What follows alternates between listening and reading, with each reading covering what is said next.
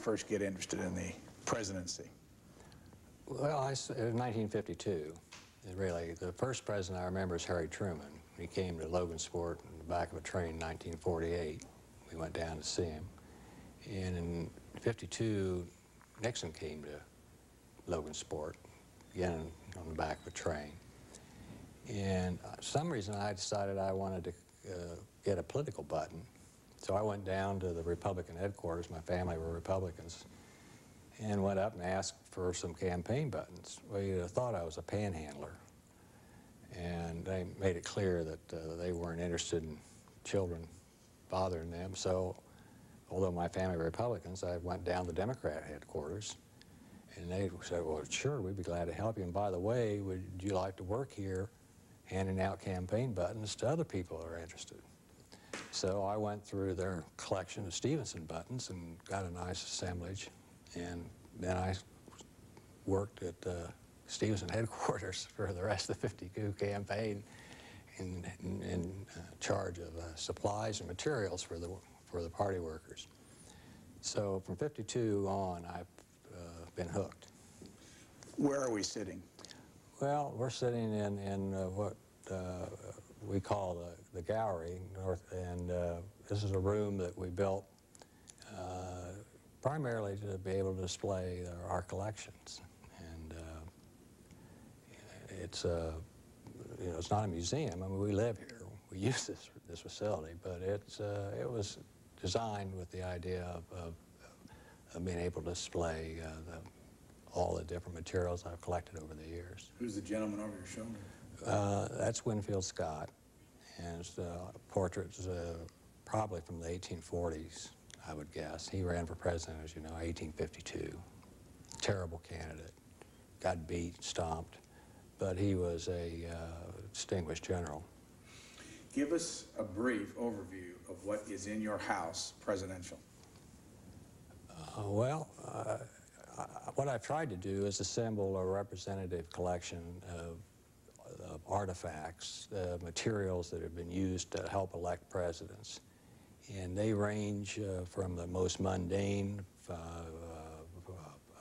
paper materials to china, to fans, all sorts of material, up to very elaborate posters and cloth textiles and work. But I also have, and my primary interest has been in the printed material, because these campaigns are ultimately about ideas. And at least until recently in politics, ideas are taken seriously. And so I have attempted to assemble as much depth as I can, campaign speeches, campaign materials, broadsides, the ways in which politicians tried to communicate with the public, and different means of getting their messages across. So I guess I would summarize, say my collection is motivated both by a didactic purpose or a teaching purpose, and by an aesthetic interest, because many of these things have great aesthetic appeal, I think. I mean, they're attractive in their own way, even if it didn't have an associated political message with it. How much actual political involvement have you had in your own life? Well, in the early years, I was quite active. But for the What's that? What's early years? Well, from basically all the time, from when I was in high school until we came here when I was 30, so probably for 15 years, up till age 30. Since then, I've been more an observer than a participant. And where did you grow up? In Logansport, Indiana. And how far is that from Indianapolis? Well, it's about 70 miles. And when you were in your 30s, what kind of political activities were you involved in? You mean before the... Yeah, who did you work for? Oh, well, I mean, I was active in the organized conservative movement, and was national chairman of Young Americans for Freedom during the 60s, which was the largest conservative youth organization.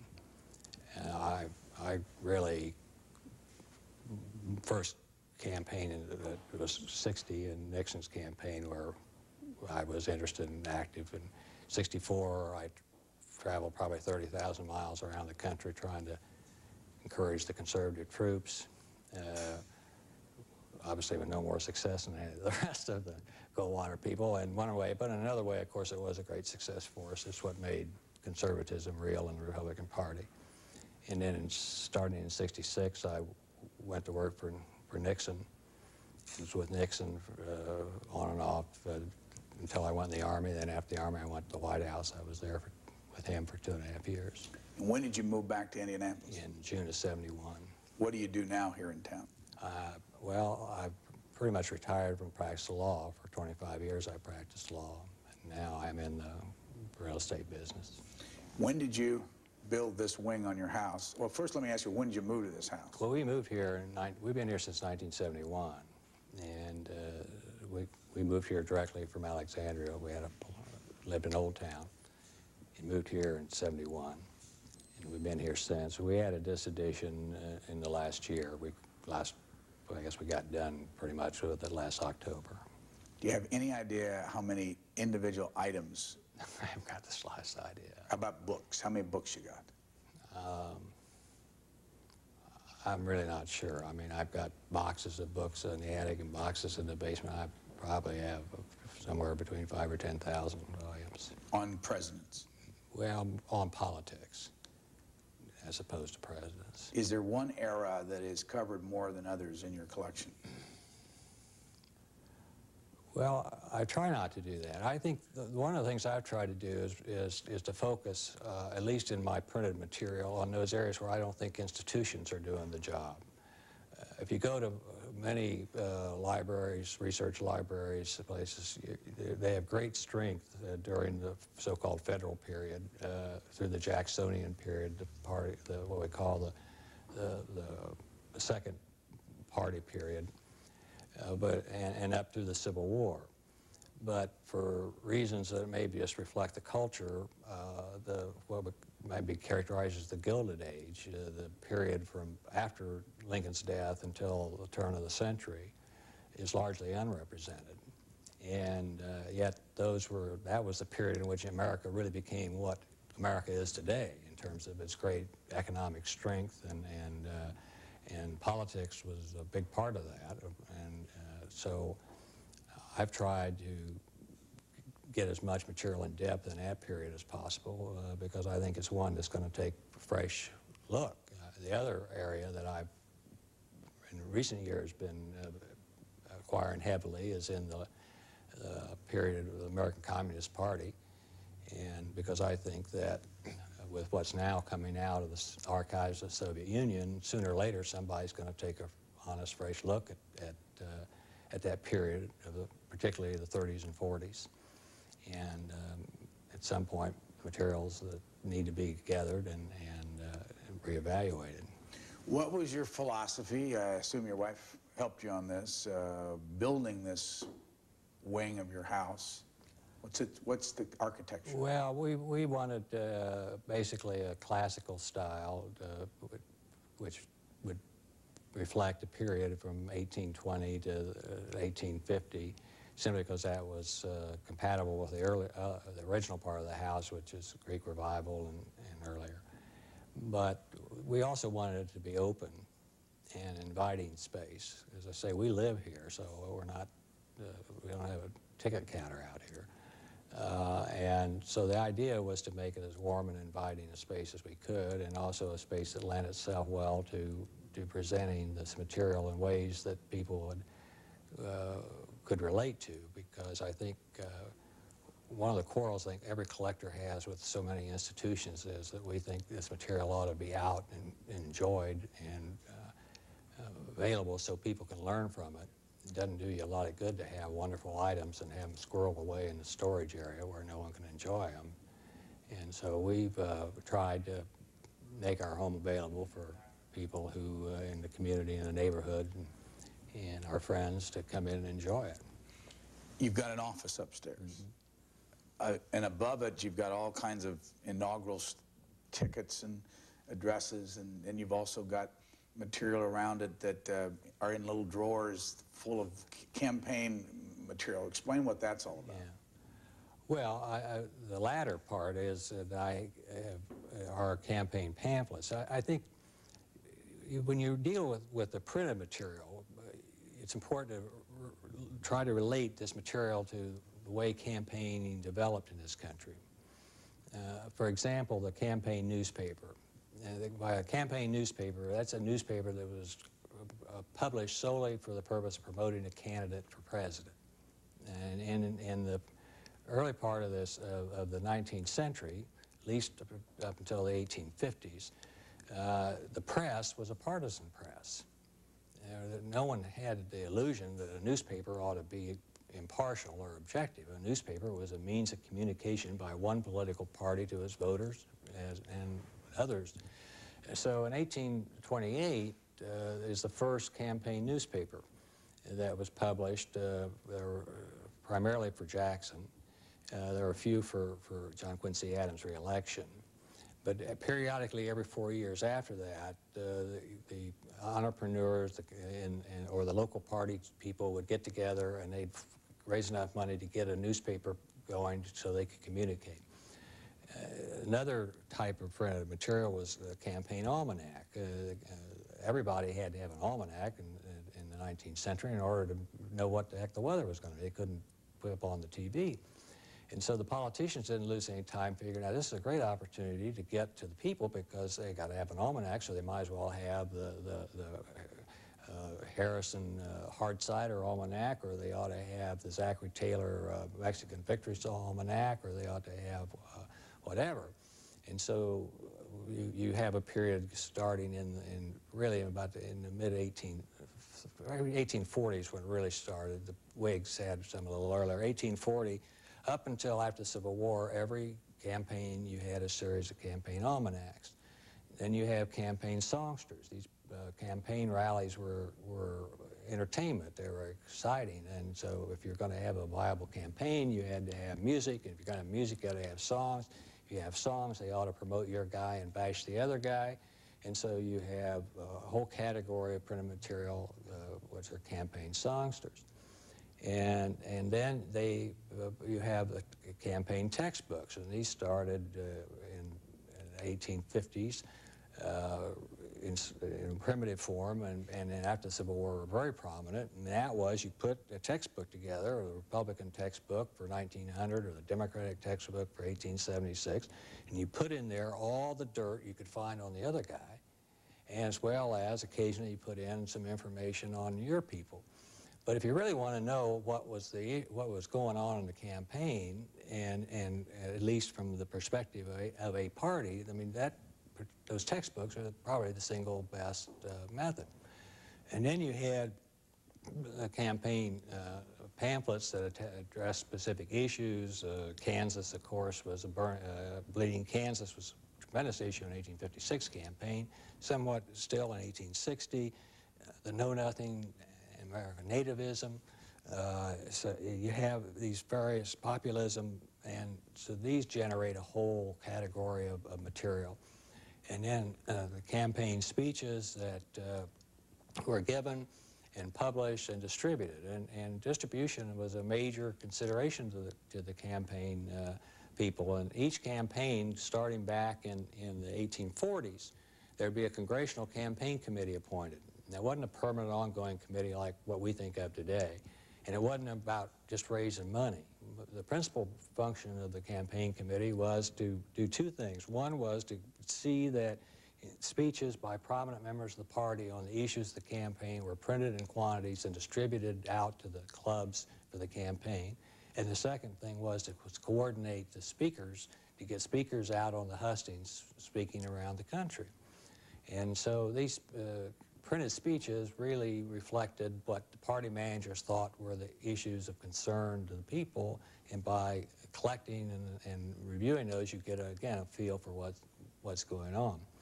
So my interest is in looking at all of these kinds of medium of communication and trying to understand what effect it had, why it was being done, and what the substance of it was. Let me ask you about some odds and ends. Up here on the balcony, there's a clock of Martin Van Buren's portrait on it. What's that?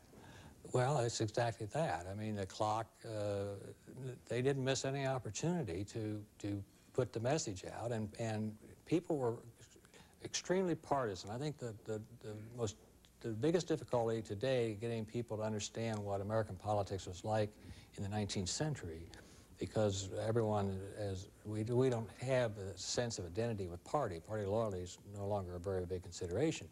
But in 19th century America, that was a defining characteristic. I mean, next to religion, your politics was what defined you in the community. And so people were committed to their party. And they demonstrated that by having in their homes material that reflected their partisanship. And so in that case, this is a clock with a portrait of Van Buren. It was painted over, it's called a reverse on glass.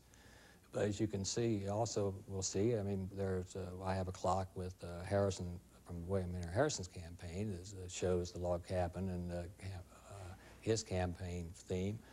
I have a clock that shows the home of Franklin Pierce. Now, you ask yourself, how many people would really be interested in the home of Franklin Pierce? But there it is.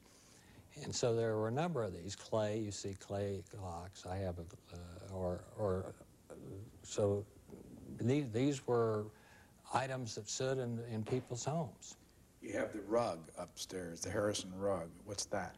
Well, that was is a hand-woven rag rug that was done by a lady in Andover, Massachusetts in 1840 for the campaign. And she's put this rug together that shows General Harrison on horseback as the main feature. And then you see, again, the log cabin, because the log cabin was the defining symbol of Harrison's campaign, although the man never lived in a log cabin. But he certainly made good use of it. You have the photograph of FDR signed to Tom Mix. Yeah, I like that. I mean, people much younger than I am probably don't remember who Tom Mix was, but Tom Mix was a great cowboy hero for those of us growing up in the late 40s. And I've tried to assemble in my collection of signed photographs those that have some associational reference. I think it's a great photograph of Lyndon Johnson and Dean Acheson together, signed by Johnson to Acheson. I have one of the Johnson's family to Justice Goldberg. And so it's kind of a challenge to get, you know, the associational benefit of that sort of presentation. What about the photograph of Lyndon Johnson and Richard Nixon? Well, yeah, I like that photograph because it was taken in San Clemente, and there aren't a lot of photographs you generally see out of San Clemente, and it was taken after the president came back from his trip to Guam where he announced the Vietnamization program, and he invited former President Johnson to come to California to be briefed. And so it's historically interesting in that respect, and of course I think it's always interesting to see Nixon and Johnson juxtaposed in that way. On that wall are other photographs. Where is that wall in your house, and who else is on it? Well, it's the corridor that runs from what we call the patio room back to the master bedroom suite, and they're all generally they're all campaign related or presidentially related. I mean, there's Harry Truman and Bess, and I like that. I mean, where I have the opportunity to get the photograph that will show the President and the First Lady, I do that. I think that's interesting. And so there's President Truman and his wife, Franklin and Eleanor, William Howard Taft and his wife. And then there are those who didn't make it, like Al Smith. And then I have a Jerry Ford that's inscribed Alf Landon. Landon was the 1936 Republican candidate, the only guy who did worse than Goldwater. And and then I have General MacArthur, of course, who was never officially a candidate, although he would have liked to have been. Then you have over here, and I don't know, you can describe where the area is, the picture of Daniel Webster, and then on the wall, La Follette and Debs, and a poster on communists. What's that area of your house? Well, that's where I have a number of the items in my book collection that are relate to the left in this country, and basically I start with you know, the most famous of all, John Reed's 10 Days to Make the Revolution, and I've tried to accumulate as much as I can of the material that was being circulated in this country about Soviet Russia from the time of the Bolshevik Revolution until the end of the Cold War, and not all of which is directly related to the Communist Party and its electoral capacity, but nevertheless relates to that overall movement. But the left has always been an important factor in politics in America, and so if you're going to collect in that area, you need to do it. And the three most representative elements of the left, at least in this century, have been the socialists. Eugene Debs from Terre Haute ran 4 times for president. Last time he ran from prison. Wilson sent him to prison for sedition during the First World War, and ironically, it was Warren Harding that sprung him. And Norman Thomas, then, of course, subsequently for the socialists, and then you had the communists, and then you had the Progressive Party. In 1924, La Follette, Governor La Follette, then Senator La Follette from Wisconsin, was the nominee for and ran a strong race and added a tremendous amount of color to what was otherwise a dull campaign with Coolidge as a Republican and Davis as the Democrat. And then in 1948, you had the Progressive Party with Henry Wallace, which is another subject there. Off the kitchen area, you mix your wife Brenda's collection with some of your presidential. What's her hobby? She collects antique advertising.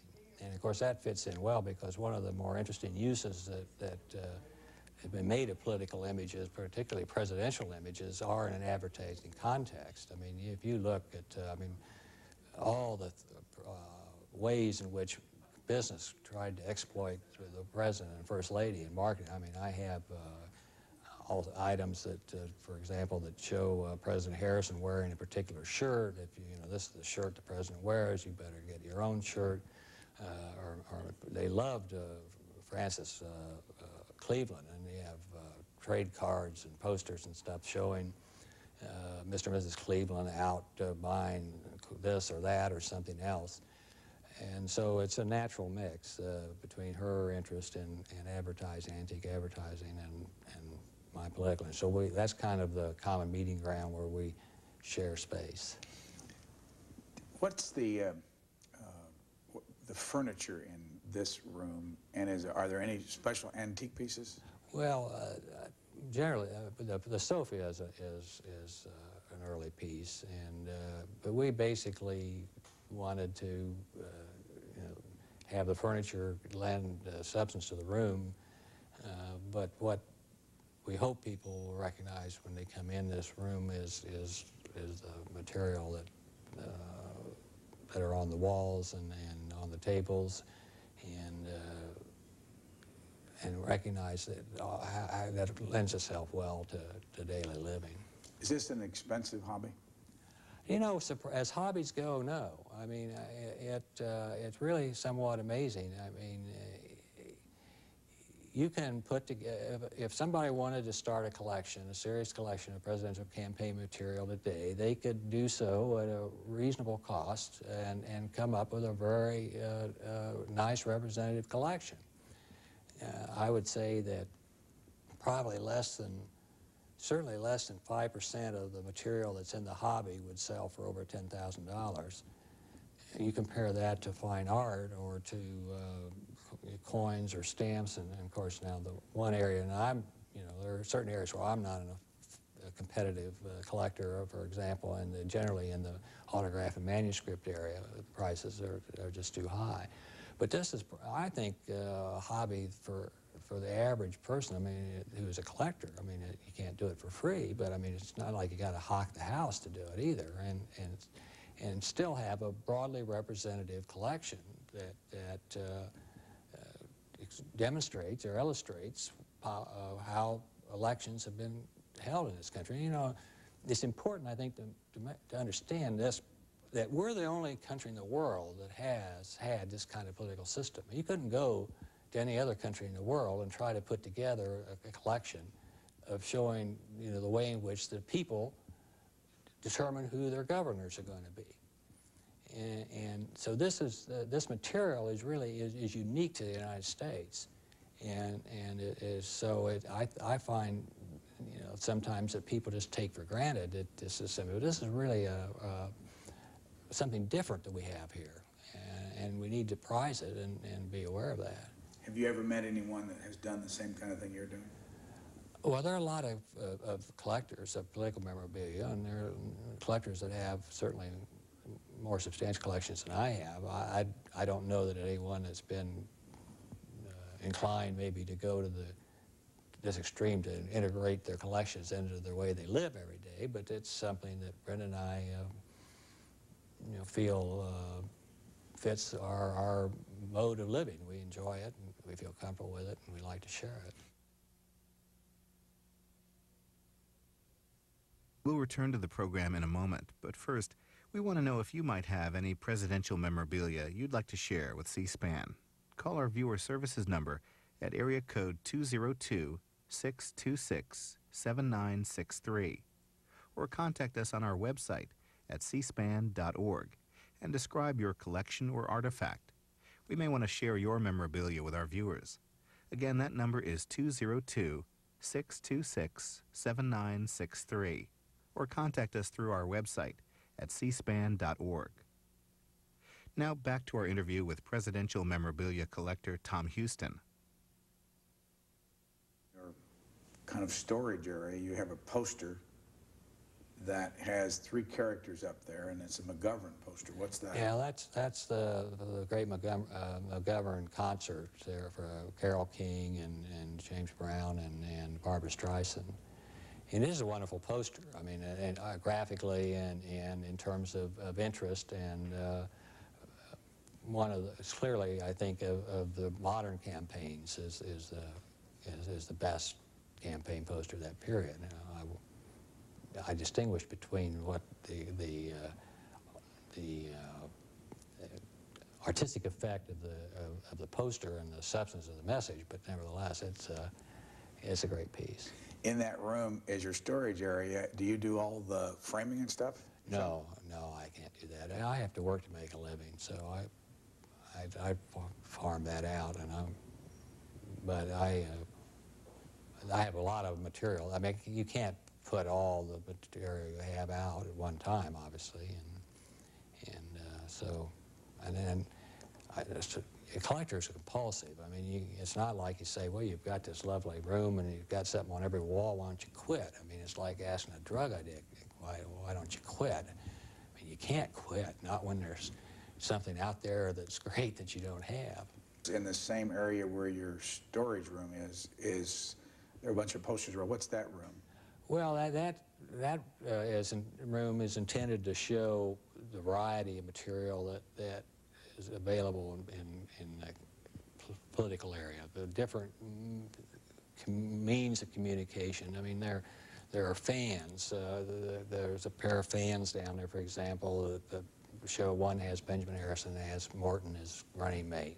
Fans were a popular means of getting the message across. We have window decals, rally tickets, textiles, their bandanas were a popular means of communicating. And then you have flags. I mean, they took the flag and you know, put Douglas flag from 1860 that's got Douglas's picture on it, but during the whole period from really starting in 1840, flags and use of the flag image was a popular means, and all this came about because they had these tremendous political occasions. I mean, you would come together. There's a broadside down there that's interesting from the 1840 campaign of a rally that is going to be held in I think it's in Dayton, in Ohio.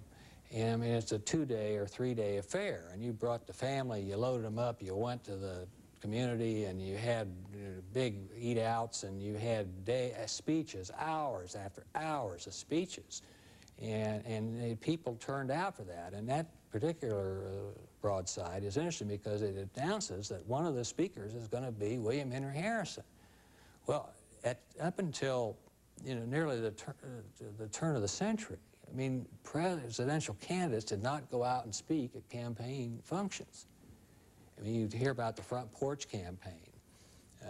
But Harrison, and he didn't go outside Ohio, but he did translate around Ohio, and here at this particular thing, he's announced he's going to give a speech. As far as I know, as I've been able to determine, I think that's the earliest, I don't know of an earlier campaign in which a presidential candidate actually got out and spoke on the hustings like that. What would you tell someone watching, and maybe they were as young as you were back in 1952 when you got your first button, if they said, boy, that looks like fun, it looks like it's interesting, give them some guidelines to what you would do starting out? Well, I think the first thing, we have a collectors organization. It's called the American Political Item Collectors. And it's a national organization of people who collect. And the first thing you should do is join that organization and get the material that's available about the hobby and who's collecting. The second thing is you've got to be aware that there are a lot of fakes out there. And that is, particularly if you're talking about campaign buttons, which are not a significant part of my collection, but a large percentage of collectors that are interested in the campaign buttons. You have to be careful because there are a lot of reproductions out there. Most of them are obvious if you spend any time, but I would caution a new collector from rushing out to the flea market and buying the first thing they see without knowing. But there are a number of legitimate outlets. There are a number of dealers in this area that are reputable, that have good material.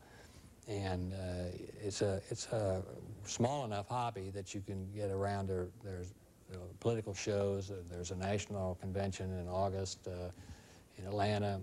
So there are plenty of opportunities to get involved. And as I say, it does not. You do not have. We have a lot of teachers. I mean, there are a lot of people who who are enjoying this hobby without having to get a second mortgage. How would you describe your politics in 1999? Well, I mean, my politics are conservative Republican. Yeah. What kind of conservative Republican? Well, I don't know. I'm still a Goldwater Republican. And I mean, that's what I was when I was active, and it's what I am today. And I think which simply means that some of the Goldwater Republicans were, of course, interested in foreign policy and in protecting our national interests. And they were interested in the free market.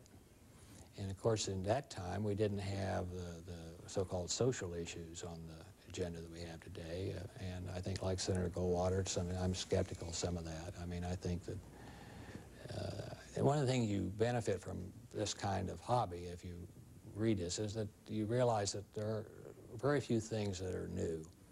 When we talk about the religious right in politics, for example, I mean, in the time of an Adams administration, and at the time of the 1800 election, I mean, the Federalist clergy was in full force out accusing Jefferson of being an atheist and if not worse, and the worried about the Illuminati, and you see Samuel Morris's father was a Calvinist preacher in Massachusetts who really took off after the Republicans. And so you see this, people get all upset about, we worried about this religious right. I mean, those guys were there and they didn't, they came and they went. And then you had William Lloyd Garrison and you had Beecher and all these people who stirred up the pot in the 1850s and the 1860s. And so what you see is that this is kind of a recurring theme in American politics. And it helps, I think, to put in perspective what's going on around you, so you don't think you're suddenly confronted with some, unique new thing that is particularly threatening. I'm not saying that as a result you'll like it or not like it. I'm just saying that there's not a whole lot going on that we haven't been through before and weathered successfully in our political process. But I think that that's the key, is that the more of this you study, the more you understand that politics has been practiced in this country. It's really not an ideology. The politics has been practiced in this country as a means by which people accommodate their differences and are able to live together. And sometimes you learn, sometimes you win and sometimes you lose, and that's maybe a great thing about Indiana, being from Indiana, is we've always been a strong two-party state. You're in today and you're out tomorrow. And you know, if you know that, you're not going to get mad at your neighbor because he's maybe on top tomorrow. You hung up your political shingle or put it away, being actively involved, how many years ago? In '71. And as you know, you can still go to the old history books. I mean, they came out with a book called The American Century, and there is a little box in there that says the Huston Plan. And it goes back to your time when you were in the Nixon administration. Did that have any impact on why you got out? Oh, no, I was out before. I mean, I came back in June of '71, and none of this Watergate-related stuff, you know, served us until '73. I mean, Watergate itself was in June of '72. What was the so-called Huston Plan? Well, I don't really want to get into that. Does it bother you when you go back and see in the history books that you've got your name on something and that they put a little box around it? Well, no. I mean, no, in a sense that I don't think that most people working on that box know what they're talking about, so that really doesn't bother me very much. What's your feeling about having been inside in Washington and now being back in Indiana all these years? What's your attitude about what the public sees through their media? You know, what kind of an image has been created about what goes on behind closed doors? Well, I mean, my feeling is that the people have become so cynical that they're in danger of losing their capacity for self-government. You've got to really believe in the political process, I think, if you want to be a self-governing people. And you've got to believe that those folks who you're sending to represent you, whether it's in the city council or the state legislature or the federal Congress, are on balance good people, that they're honest people. And I think from my experience, and I was standing all the things, Watergate, Iran-gate, Monica-gate, my belief is, and based on my experience, is that most of the people who are involved in politics are honest people. You've got to have fire in your gut to do it. I mean, there's no doubt about that. So I'm not going to say they're modest people, but they're good people, and they're honest people, and they're on balance trying to do the right thing. But from the very beginning in this country, we've had a cleavage between two points of view. That is why we've had a two-party system.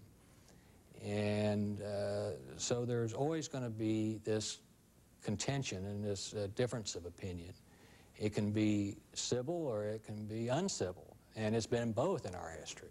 And notwithstanding what's happened in the last 25 years, which I think has been terrible, I think has been, the degree of stability has just gone to Dickens compared to what it was in the, up until, say, Vietnam in 68, 67, 68. But even having said that, it's not as bad as it was during the Federalist period and Jefferson.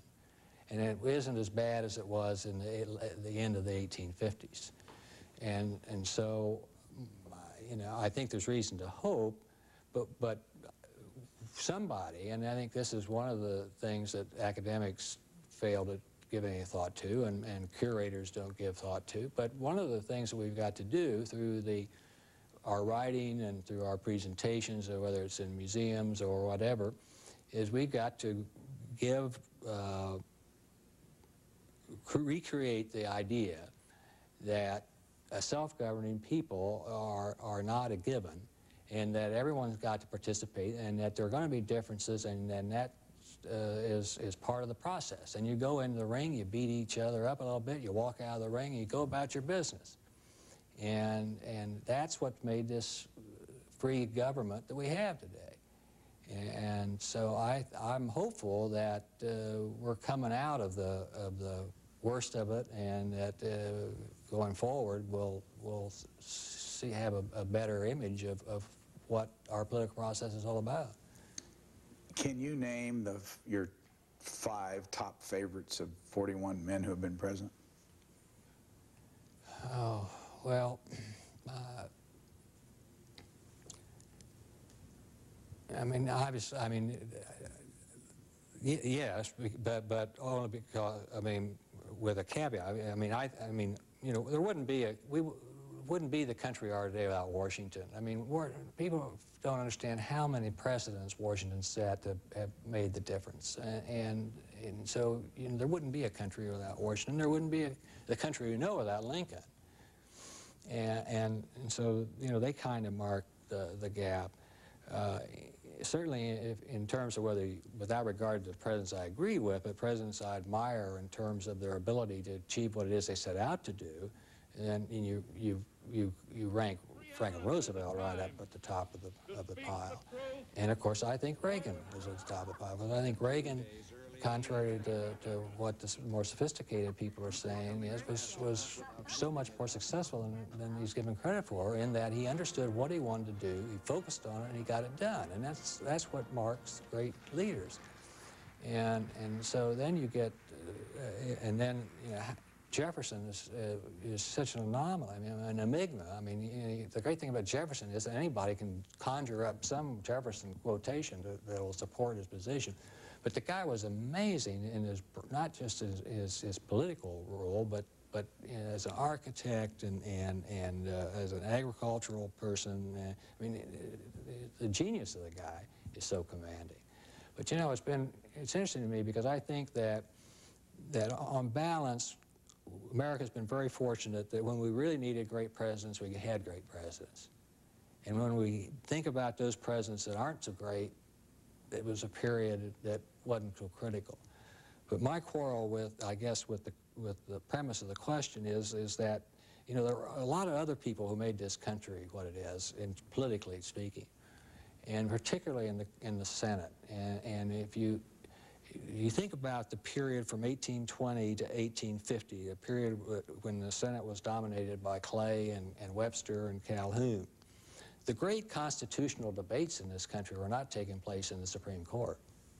The great constitutional debates in this country were taking place in the Congress by the people's representatives. And it was only when the Supreme Court got into the act with the Dred Scott decision and tried to, quote, finalize or give a final answer to this question of slavery, that the country started to come apart, that the split was irreconcilable, because it took it out of the political realm where all things were possible and put it into the realm of the fixity of the law.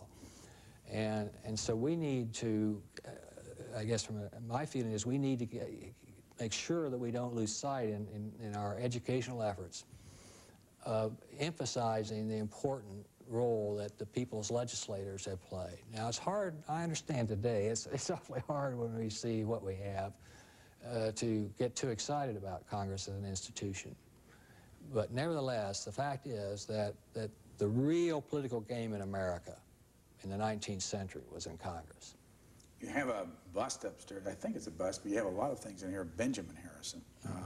What kind of a president was he? Indiana's own? Well, yeah, he was Indiana's own, and Harrison was a man who had a personality that didn't lend itself well to politics. I mean, he was perceived as being cold. Certainly in his private, personal relations he was not, but certainly politicians perceived him as that. He was a man of great principle, which made it very difficult in dealing with the party bosses who were more interested in patronage than they were principle. He was a great lawyer, founder of the Indiana State Bar Association. He argued important international arbitrations after he left the White House. He was a man who basically created the national park system, although Teddy Roosevelt somehow seems to get the credit. But he was not a successful president because of what I think is a lesson that always has to be repeated, and that is that while not all politicians are statesmen, all statesmen are politicians. And so it's not enough to be a president who stands for principle or whatever and can't get something done. Can't deal with those people who control his fate because they have the right to make decisions. Harrison was almost defeated for renomination by his Secretary of State in 1892. Can you imagine that today? I mean, it would have been like, you know, of course, Henry Kissinger wasn't eligible, but I mean, if Henry would have gone to Miami to run against President Nixon for the nomination. So I think that in evaluating presidents, that we want to understand the necessity for the balance between the man or woman who has the vision and the principle and the courage, but also has the personal skills to implement that, plus has the understanding that in our system of government, nobody has the last word.